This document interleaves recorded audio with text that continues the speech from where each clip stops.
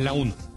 Una vez terminados los comicios de este año, hemos decidido invitar a los presidentes de los principales partidos políticos a analizar los resultados de las elecciones de este año, así como las perspectivas de cada uno de ellos rumbo a la sucesión presidencial. El primero en haber aceptado nuestra invitación ha sido el presidente del Comité Ejecutivo Nacional del PRI, Enrique Ochoa Reza, quien está a punto de cumplir un año como dirigente y acaba de ganar 2 de 4 elecciones, las gubernaturas de Coahuila y desde luego la más importante de todas, la del Estado de México. Enrique, buenas noches, gracias por haber aceptado la invitación. Leo, muchas gracias por esta oportunidad y siguiendo el debate que hubo previo a esta participación, estoy con todavía más ganas de que podamos conversar sobre los avances de la democracia mexicana, en la cual yo creo profundamente, al igual que creo en la participación libre de la ciudadanía, cuando vota a favor del PRI y cuando vota en contra. Y también hay que subrayarlo, lo importante que son los ciudadanos para organizar, vigilar y contar los votos el día de la elección. Mi reconocimiento para todos ellos. Bueno, déjame preguntarte, porque a mí me hicieron perder mucho dinero, los priistas, porque yo sí pensé que iban a perder. Lo dije en esta mesa. Pues, y te voy a decir por qué, Enrique, porque veo un ambiente muy antipriista en el país entero. ¿Ustedes también lo ven así? Nosotros nos llevamos varias lecciones, Leo, de ese sentimiento anti-PRI, que estamos convencidos que es mucho más potente el sentimiento anti-López Obrador en el país. Y claramente nos llevamos también lecciones de aquellos electores que no encontraban en nosotros su primera opción, pero que ante el reto de que no avanzara el populismo autoritario de López Obrador, decidieron apoyarnos. A esos electores les decimos que entendemos puntualmente su mensaje. Estamos profundamente conscientes que tenemos que transformarnos para ofrecerles mejores condiciones de gobierno y que debemos de escucharlos de una manera muy atenta para que de manera también autocrítica podamos seguir cambiando. Ahora, pero por el mismo lado también hay que reconocer que hay una potente base de votación priista, de priistas y simpatizantes del PRI en toda la República, que están también ávidos de participar en política y que lo hacen de manera libre. Y yo pienso que esa base muy importante de ciudadanos libres que participan en política a través del PRI son también la fortaleza que nosotros tenemos y con la fortaleza con la que construiremos una ruta para vencer a López Obrador en el 2018 y salvar a México del populismo autoritario en que lo quiere meter. Ahora, dime una cosa, ¿estarás de acuerdo que este sentimiento antipriista, que lo comenzamos a ver el año pasado, de hecho tú estás aquí como dirigente nacional del PRI por los malos resultados que ocurrieron el año pasado, tiene que ver con el tema de la corrupción, Enrique? La gente está enojadísima con la corrupción y tú seguramente habrás visto que en las encuestas el partido que más identifica a la gente con la corrupción es al PRI. Absolutamente, y en ese sentido a mí me indigna la corrupción, como le indigna a la inmensa mayoría de los priistas que claramente no se sienten identificados con los actos que han quedado muy señalados de aquellos exgobernadores que le faltaron a la ciudadanía. Nuestra posición política es muy clara, Leo, que los corruptos terminen en la cárcel, que se recupere el dinero que se robaron y que se regrese al pueblo de México. Pero también que construyamos instituciones anticorrupción que nos ayuden a prevenir, investigar y castigar los actos de corrupción y de impunidad que tanto lastiman a nuestro país. Porque, Leo, la corrupción no es un problema nuevo. No. Este problema viene de generaciones que en el pasado no pudieron resolverlo con puntualidad en nuestro país. Pero sí se le salieron del redil muchos gobernadores, Enrique, la verdad. Y ciertamente tenemos que seguir actuando en la materia, porque ninguna administración pasada, de ningún partido político, incluyendo los 12 años de gobiernos panistas, hubo acciones concretas en contra de la corrupción, Leo. En esta administración se actuó en contra de la maestra Elvester. Ahora Morena y López Obrador la quieren restablecer políticamente a su favor. Imagínate, lo peor del sistema educativo. Por otro lado, hay múltiples gobernadores de distintos partidos políticos que están en prisión precisamente en esta administración que está investigando los actos de corrupción.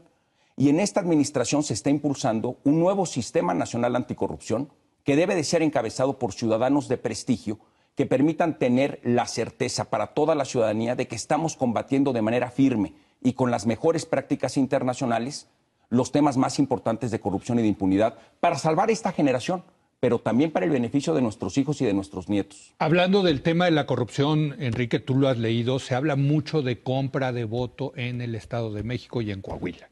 Esa acusación es falsa. Es una corrupción. Pero esa acusación es falsa. Pero estarás de acuerdo que tratar de comprar el voto es corrupción. Pero no sucedió.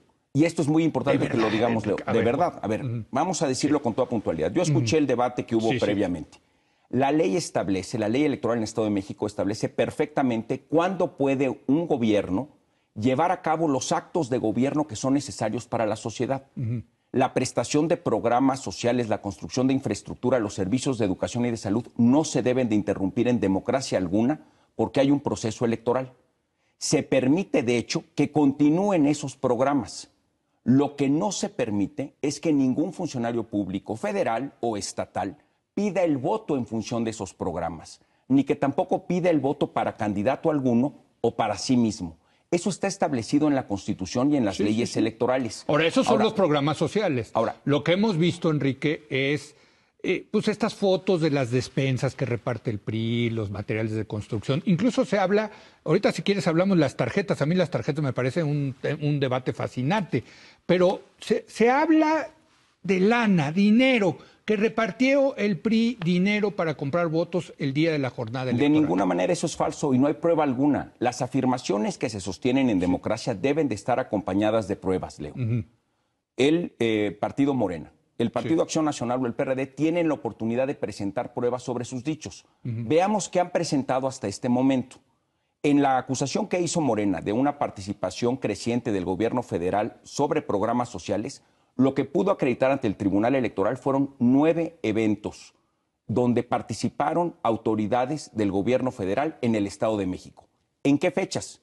En las fechas que estaba permitido precisamente por la ley y que claramente se establece en la ley que no se debe de interrumpir los actos de gobierno ni la prestación de los servicios sociales. Pero lo que me interesa más, y quiero ser muy enfático con esto, y aunque me lo vuelvas a contestar. ¿Cómo no? Ustedes no compraron votos. No. De ninguna manera. No repartieron despensas, materiales de la construcción, dinero en efectivo para convencer a la gente. Nosotros no repartimos dinero en efectivo en ninguna condición para conseguir voto alguno. Eso es falso y no hay pruebas. Materiales de la construcción. Hay utilitarios de campaña y aquí traigo uno que ha sido claramente comentado, que es la tarjeta rosa. La tarjeta rosa que se distribuyó ampliamente como una política social muy importante para las madres de familia en el Estado de México, y yo considero que fue una política pública además atinada como propuesta de campaña y que se debe de llevar a cabo ahora que Alfredo del Mazo ha ganado la elección. ¿Qué dice la tarjeta rosa? Dice exactamente lo que es el beneficio que establece el programa y dice también cómo se va a lograr. Dice, al hacer crecer la economía del Estado de México con la apertura de empresas, el Estado tendrá mayores ingresos. Esos ingresos serán destinados al programa Salario Rosa. Lo dice precisamente la tarjeta. La tarjeta no tiene chip, no tiene una banda metálica, no es dinero. Ahora, segundo punto. Este tipo de tarjetas ya fueron cuestionadas en el pasado ante el Tribunal Electoral. Es correcto. Y la resolución que dio el Tribunal Electoral es muy pertinente. Fue sobre la tarjeta efectiva en la elección del 2015. El tribunal señala puntualmente que si esa es propaganda electoral que describe un programa que señala un potencial beneficio futuro en función del contexto electoral en curso, es perfectamente legal. Estoy consciente de eso. Dado que esa es la ley. Y es más, voy a fortalecer tu punto. Hay otros partidos que la han hecho. Por supuesto. La Cumplidora, por ejemplo, absolutamente la trató de hacer. Pero déjame decirte qué yo pienso de esas tarjetas. ¿Cómo no? Tú criticas a López Obrador de populista. Sí. Para mí esto es populismo, Enrique. Para mí esto es populismo, porque es tratar de utilizar el gasto público con programas populares para ganarse la voluntad de la gente. ¿Cómo se va a pagar eso?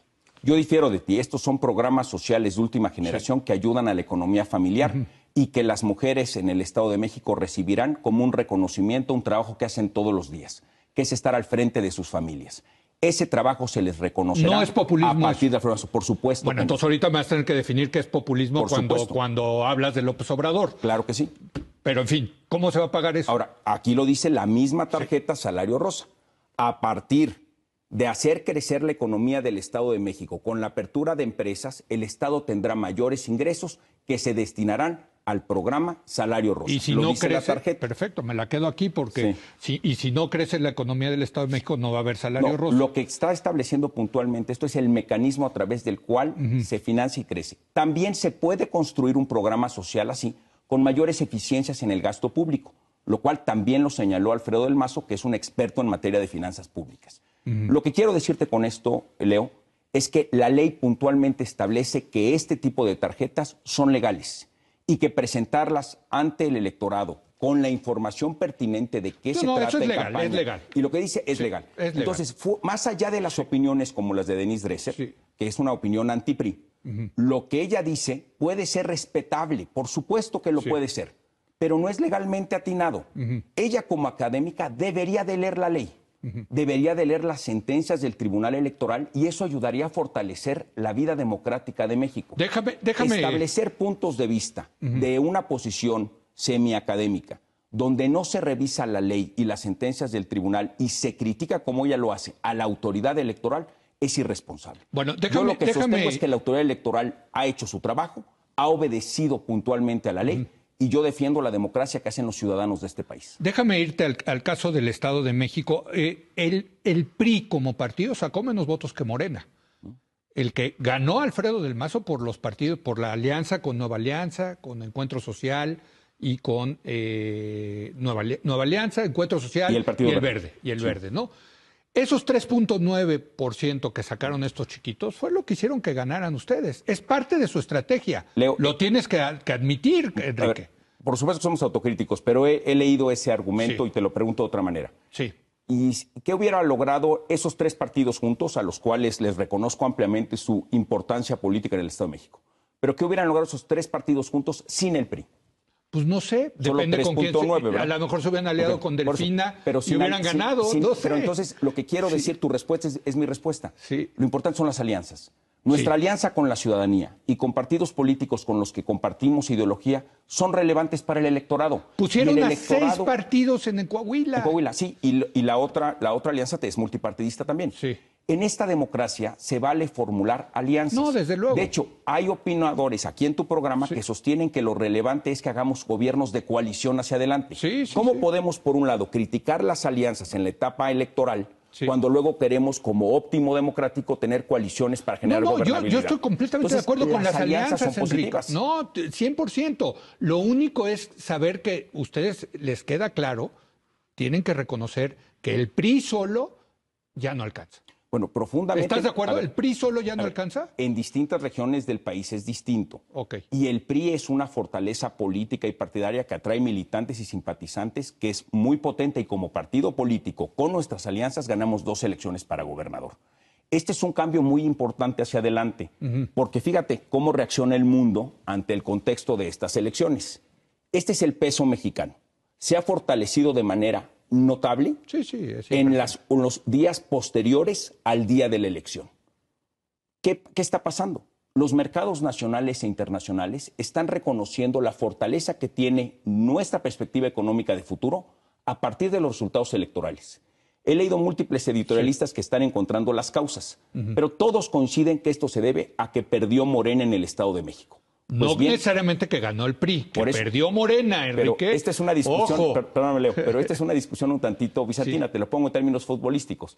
Es como cuestionar que las Chivas son campeones porque si perdió Tigres o porque ganó el Guadalajara. No, pero de estos los mercados porque lo que le perdió Morena. Nervioso, ¿Quién le ganó a Morena? Sí, el PRI. Gracias. Entonces, ¿qué vamos a hacer hacia adelante? Volverle a ganar en el 2018 con el voto crítico, con el voto pensante, con el voto razonado de las mexicanas y de los mexicanos que no quieren vivir en un país que sufra, como Venezuela sufre, del populismo autoritario que propone Morena y López Obrador. Me están matando los productores que me tengo que ir a una pausa y quiero regresar con el 18. Y quiero que definamos, cuando dices populista y autoritario, ¿a qué te refieres con López Obrador?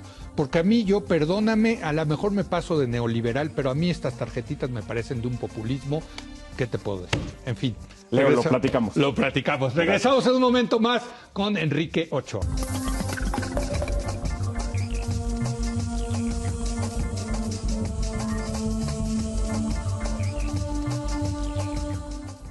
Bueno, estamos platicando con el dirigente nacional del PRI, Enrique Ochoa Reza.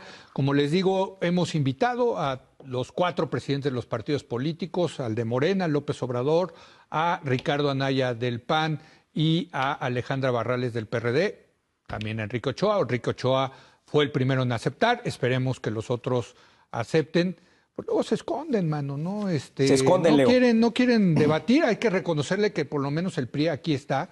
Y bueno, pues están muy contentos, ganaron, caray. Y claramente yo lo que veo desde la noche de la elección es que ustedes ya empezaron en la pelea contra López Obrador, ¿eh? Nosotros estamos convencidos que hacia el 2018 México tendrá una elección fundamental en su historia. Es una elección de Y, Leo, entre el populismo autoritario que no ha beneficiado a ningún país de América Latina donde ha entrado.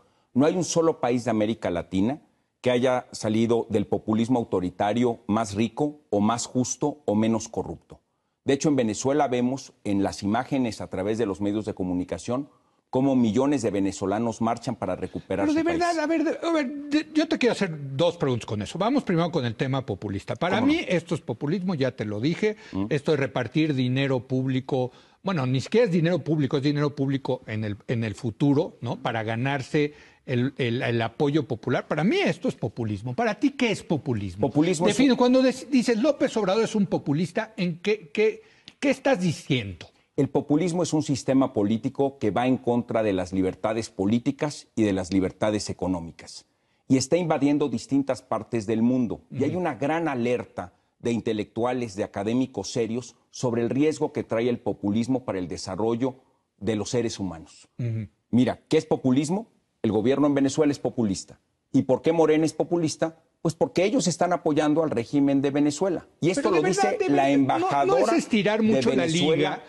Al decir que lo que quieren es Venezuela en... Bueno, yo sabes qué creo que... Nada más déjame leer el tuit de la embajada venezolana en México, que luego, cuando se volvió algo viral, lo bajaron. Sí. ¿Por qué ocultan un tuit de apoyo hacia Morena cuando se hace viral? Dice, celebramos el acompañamiento, esto lo dice la embajada de Venezuela en México, celebramos el acompañamiento del partido Morena, su solidaridad y apoyo irrestricto a la revolución bolivariana. Viva México, viva Venezuela. No, lo vi. ¿Estarías de acuerdo en algo así? Luego lo bajaron, desde luego que no. Bueno, pero déjame decirte. Espérame, El Mundo. Sí. ¿Qué decían desde mayo? Fitch, alerta de incertidumbre y volatilidad si AMLO llega al poder en 2018. ¿Por qué lo dicen? Porque efectivamente saben las consecuencias que trae para la economía y para la democracia un sistema político como el que propone Morena y López Obrador para México. Te doy un ejemplo. Un ejemplo más y te... Órale. Órale. Si gana Delfina, Morena pedirá suspender el nuevo aeropuerto López Obrador. Tú viajas a través del aeropuerto, yo te he encontrado en ese aeropuerto. No, es un relajo. Los retrasos de 1, 2 o 3 horas en llegadas o en salidas. El impacto negativo que tienen los otros aeropuertos de nuestro país. México necesita un aeropuerto ambicioso para el desarrollo de un país ambicioso. Pero déjame decirte Él estaba en contra de eso. Yo creo que al ustedes comparar a López Obrador con Venezuela no es una comparación exacta. Yo la verdad creo que López Obrador más bien es un político que está viendo al pasado y más bien, si me permites, creo que es más populista en la tradición priista. La del negativo pasado. Pues en Echeverría, digamos. Yo creo que él está pensando en una intervención más activa del Estado, en este tipo de programas sociales. En fin, yo lo veo más bien como el populismo de tu partido, que tu partido ha transitado y ha cambiado muchísimo. Pero ¿por qué no decir...? Déjame decirte que no estoy de acuerdo. O sea, por supuesto que vemos una distancia muy clara, ideológica y conceptual y sobre el mundo en general, entre lo que plantea López Obrador y lo que nosotros estamos convencidos que debe ser la ruta para México. No estamos a favor de que los mexicanos tengan en sus niñas y en sus niños espacios de educación de calidad, donde los maestros encuentren el respeto a sus derechos profesionales. Ustedes tienen que estar a favor de las reformas, claro. Estamos profundamente a favor de ellas. Por otro lado, tienes a López Obrador que involucra en su campaña en el Estado de México a lo más negativo del sistema educativo del pasado.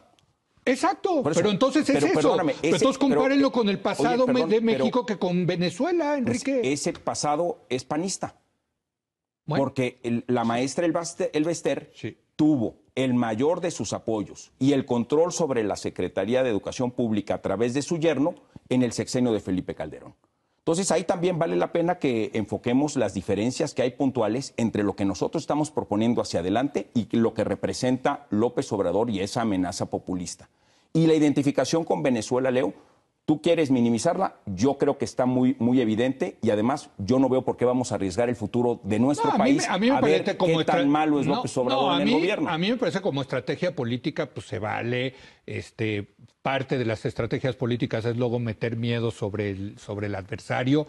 Creo que es muy común y corriente. Déjame decirte una cosa, los mercados financieros nacionales e internacionales están reconociendo puntualmente que la derrota de Morena y de López Obrador en el Estado de México, por la coalición que encabezó el PRI y con Alfredo del Mazo a la cabeza, ha arrojado un fortalecimiento del peso mexicano. Eso me lleva a, porque ya se nos está acabando el tiempo y tengo muchas preguntas que hacerte, que es el tema, yo creo que la elección del 2018 va a ser López, anti-López, o sea, es decir, los que apoyan a López Obrador y los que van a estar en contra de López Obrador. En ese sentido, el polo de López Obrador pues ya está definido, es López Obrador. Lo que no está definido es quién va a ser el candidato que le pueda ganar a López Obrador.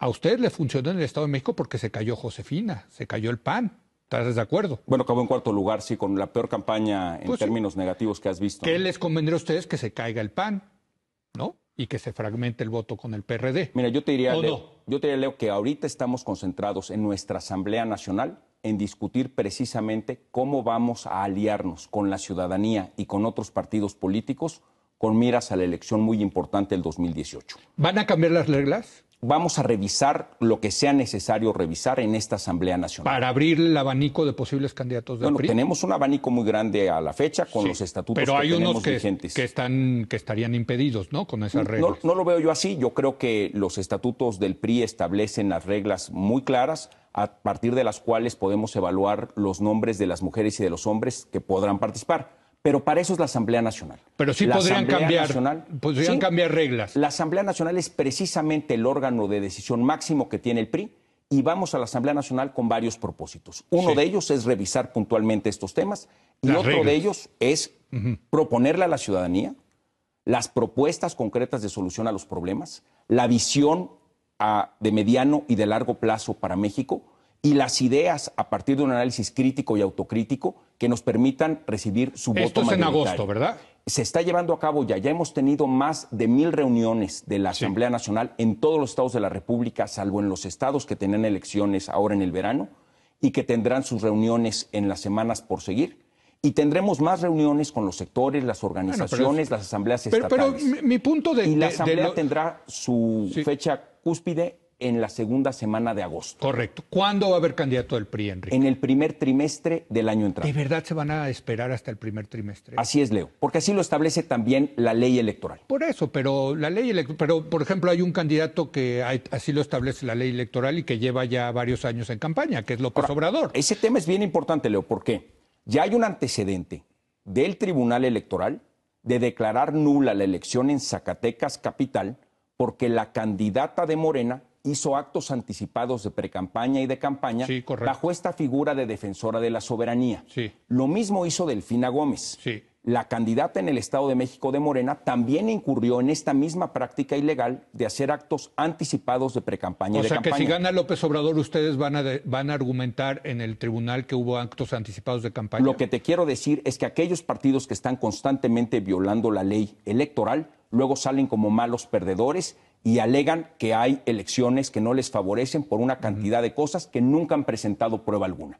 Pero ellos son los que efectivamente están cuestionados porque hacen actos anticipados de campaña fuera del marco legal y porque gastan dinero público y dinero privado sin reportarlo a las autoridades electorales. A ver, yo creo que este es un punto muy importante y ya lo veremos cómo se van desarrollando las campañas, pero ¿no te preocupa, Enrique, que el candidato del PRI vaya a llegar muy tarde? No, estoy convencido que la candidata o el candidato del PRI a la presidencia de la República contará con el perfil, el historial, la propuesta y el acompañamiento de la sociedad y de los partidos políticos para ganar el 2018 y detener el avance del populismo autoritario en nuestro país. Por eso, pero no puede llegar, o sea, ante la evidencia de que López Obrador lleva, pues no pocos años, muchos años en campaña. Leo, desde que yo estaba en la universidad, yo estudié en el ITAM y en la UNAM y le mando saludos a las dos comunidades académicas y pronto estaré a las invitaciones de los alumnos de las dos instituciones en un debate público con ellos. Pero ciertamente, desde que yo estaba en la universidad, López Obrador ya estaba en la obsesión por ser aspirante a la presidencia. Yo creo que el PAN se van a adelantar y van a ver, yo creo que para finales de este año va a haber también ya candidato del PAN o muy perfilado candidato del PAN. Pues nosotros tenemos la secuencia correcta. Primero, sí. ¿Cuál va a ser nuestro programa, nuestro proyecto? Las ideas a partir de las cuales vamos a pedir el apoyo de la ciudadanía. Y segundo, ¿cuál va a ser entonces el perfil? Y vamos a analizar los nombres de las mujeres o de los hombres que puedan ser nuestras candidatas. Ahora, ahí sí te tengo que ser crítico, mi querido Enrique, porque... Bueno, llevamos toda la entrevista. Sí, yo lo sé, pero y me gusta por eso platicar contigo. El que va a decidir es el presidente Peña, Enrique. ¿Por qué no admitirlo? Bueno, vamos a un procedimiento primero. A ver, el presidente Peña Nieto va a ser el que en la soledad de su despacho va a decidir es fulanito, es sutanito. Leo, sin lugar a dudas, la opinión del presidente de la República es fundamental. Pero los priistas somos mucho más que eso. Y tenemos para eso los órganos de decisión del partido. Vamos a la Asamblea Nacional precisamente a discutir este y otros temas más. Y por supuesto que tendremos, después de la segunda semana de agosto, información sobre la propuesta, sobre los proyectos, sobre las ideas y también sobre los procedimientos. ¿Lo has platicado con el presidente? Te pido un favor. Órale. ¿Por qué no me invitas en la tercera semana de agosto aquí a la hora de opinar? Claro. Y platicamos sobre la propuesta y platicamos sobre los métodos. Me parece muy bien. ¿Tú ya lo platicaste con el presidente Peña Nieto? ¿No? O sea, ¿no has platicado de esto sobre... Todavía no. Oiga, ¿cómo le vamos a ser presidente? Dígame, a ver, vamos. ¿No? Todavía no. Ah, ¿de veras? ¿De verdad? Sí, pero bueno, si me invitas más adelante te voy a poder platicar y a todo el auditorio de lo que concluimos en la Asamblea Nacional. Y yo creo que es muy importante porque nosotros somos, junto con la ciudadanía, quienes vamos a detener el avance del populismo autoritario en este país. Ahora, claramente cuando me dices, regresamos a lo del populismo autoritario de López Obrador, ustedes ya no ven que la bronca es contra el PAN, entonces, o sea, claramente al PAN... digamos que Ricardo Anaya se ha vuelto un aprendiz joven de López Obrador y eso es terrible porque en Coahuila... ¿O sea, es otro populista autoritario? Pues, no tanto, yo creo que está más bien en la fase como que está aprendiéndole porque no reconoce sus derrotas. Fíjate, el año pasado en esta mesa, sí. Anaya estaba feliz de haber ganado la elección de Durango. Sí. La ganó el PAN el año pasado por menos de 25,000 votos, Durango. Bueno, ahora han perdido Coahuila por 31,000. Entonces, 25,000 fueron suficientes para establecer que fue victoria, pero 31,000 en contra en Coahuila les parecen pocos para reconocer su derrota. ¿Por qué es mal perdedor Ricardo Anaya? Porque está pensando en la condición de ser candidato de su partido. Pues sí. Pero no puedes poner eso es un hecho. Las condiciones electorales de un estado tan importante como Coahuila. No puedes poner en duda la participación de miles de ciudadanos coahuilenses, las instituciones de Coahuila, por tu aspiración personal poco válida. ¿Ustedes quién preferirían como candidato del PAN? No, esa es decisión de todos los partidos políticos. No, pero a ver, ¿a poco no han hecho estudios para ver a quién le convendría el PRI? ¿Si a Margarita o a Ricardo? La verdad, no, y no es un tema que voy a revisar. Lo que sí ¿Y voy si a están revisar, haciendo ya estudios de quién les conviene a ustedes del PRI?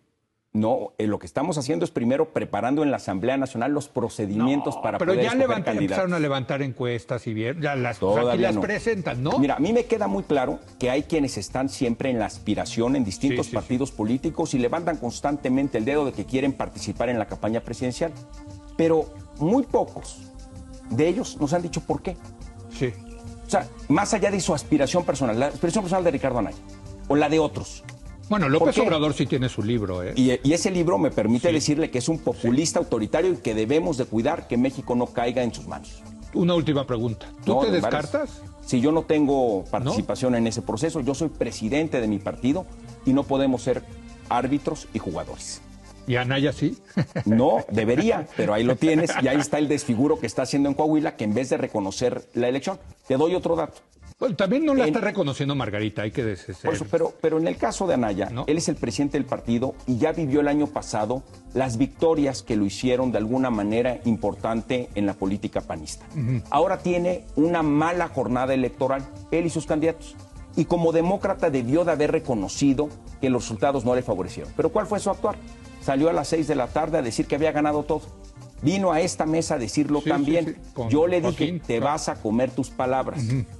Ya se las comió y en vez de tener que reconocer eso, está inventando fraudes sin presentar pruebas, sin afirmar ningún elemento más allá de un escandaloso ejercicio de retórica que lo hace ser un aprendiz de López Obrador. Todos nos vemos la tercera semana de agosto y sí, platicamos de lo que pasó en la Asamblea y a ver si ya para entonces fuiste a platicar a Los Pinos con el presidente. Hasta el primer trimestre del año que entra sabremos candidatos. Oye, nada más permítame hacer una cosa. Sí. Le mando un saludo a mi esposa Greta. Hoy tuvo una operación, está ahorita en el hospital viéndonos y le quiero dejar un beso y decirle que voy a cuidar perfectamente a Sofía María, nuestra niña de 3 años, mientras ella se recupera. No, bueno, pues yo hago extensivo, aquí la conocemos, aquí la he traído gracias a Greta, que salga todo bien. Muchísimas gracias. Enrique, gracias por haber venido. No, gracias a ti por permitirme estar aquí con esta apertura de siempre. Claro, así es. Gracias, Enrique Ochoa. Gracias a usted. Buenas noches.